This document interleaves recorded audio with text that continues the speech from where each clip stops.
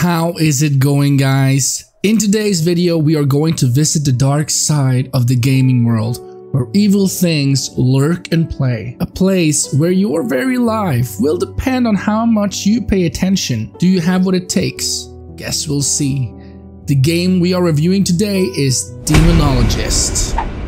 I want to inform you that this game was not given to me, it was paid for with my own money. Demonologist is a co-op horror game where you by yourself or with 4 friends are ghost hunters, and your job is to visit different places that are haunted, discover the ghost type, do the side missions, and if you are lucky, you might even be able to exorcise whatever lurks in the darkness. The game was released the 27th of March 2023 by the developers and publishers Clockworry Games. The game is currently in early access and it can only be played on PC as of now, and what it seems like, Clockworry Games has not announced any news about the game releasing to other platforms. While the graphics aren't anything we haven't seen already, you can definitely see that some work needs to be done, but it's early access. I wouldn't go as far as to say that it's awful, but it's not brilliant either. But what this game lacks in graphics, it definitely makes up for in atmosphere. You have that eerie feeling and that someone is watching you from every dark corner. I played this both with friends and by myself, and believe me, you don't want to play this game on your own. Not only is the game dark and scary, the sound of demonic music, whispers, laughter, and even voices can be heard as you walk alone through dark corridors, which will make you turn left and right trying to find the source, but as fast as it appears, it will also disappear, making you go a little crazy at some points. Okay.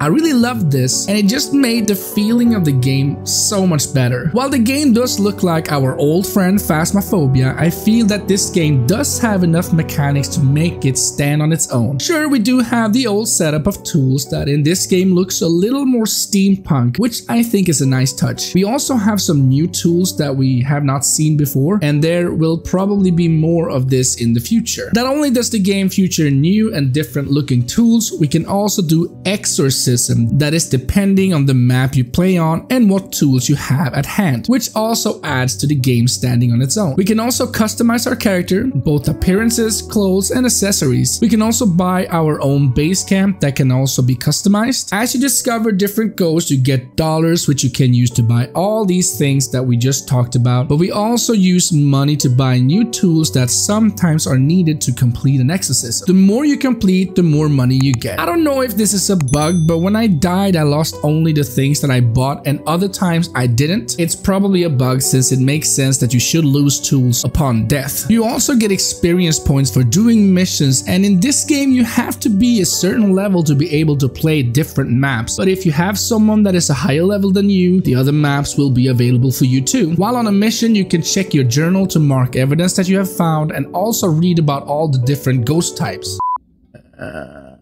Agash is a ghost that feeds on cold environments. If an Agash decides to haunt, you can see its breath. It moves much faster in cold environments. Its movements may slow down in a warmer environment. So the ectoplasma stains, freezing temperatures, and fingerprints. Okay, and then it was a ghoul, right? Also. This can be helpful if you can't find the last evidence. Then you can make an educational guess by trying to see how the ghost is acting. If it's aggressive, shy, more or less active, or if it likes to talk a lot. One more thing that this game offers is that the buildings that you visit sometimes have secrets that you can reveal by saying something you see written out loud. Do you want us to play with the ball?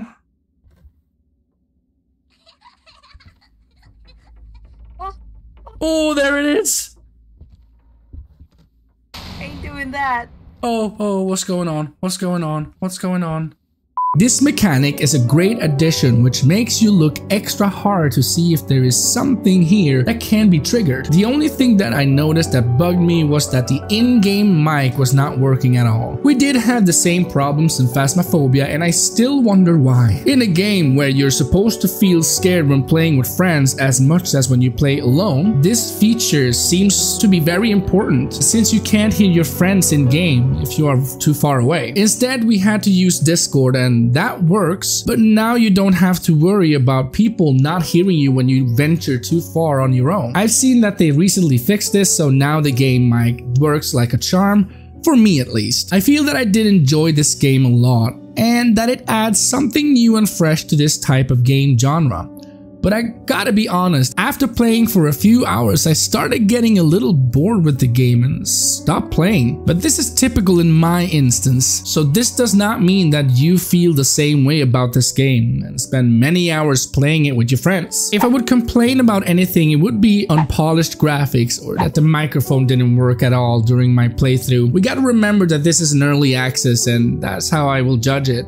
But the game also does a great job with atmosphere. It is very scary, and the audio is well made. Something I wanted to share with you guys is that many times when I play games like this, which is mainly Demonologist and Phasmophobia, I started to feel bored after playing for about 11 hours. Something that I think they could add to the game that would make it live longer for me and other people like me is some kind of personality to your characters. What I mean by this is, instead of having 4 random characters that can do everything depending on what tools they have at hand, maybe we could add a skill tree where you can choose between different kinds of abilities. I'm talking about abilities like someone is better with sounds and microphones, while others have it easier with sensing ghost activities or something like that. It would add something to the game where you feel like a real ghost hunting team with different advantages and disadvantages, instead of 4 randoms walking into a house with tools to find ghosts. An example would be like Payday 2 maybe, a skill tree for Mastermind, Enforcer, Technician, and Ghost. But in the Demonologist, you could have a medium skill tree where you can upgrade your sense of feeling ghost activity and find out about a deeper story depending on what ghost you encounter. Or a Technician that prepares the building with lights and cameras and marks possible hotspots before the night starts. Another one could be the Cameraman, and his job is to film everything. Something like that would interest me more in this game, and it also adds a bigger reason to level up. The final verdict for the Demonologist is a 7 out of 10. It's an average game with some new features, but it's still something we have seen before, but this number might rise later when it's no longer in early access. It depends on what they decide to do. Sky is the limit. Well guys, that was it for this review, and I hope that you enjoyed it.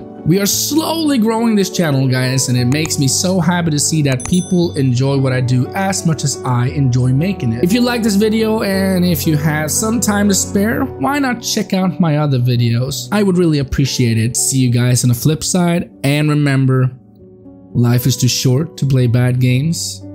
Let me help you find the best. See ya.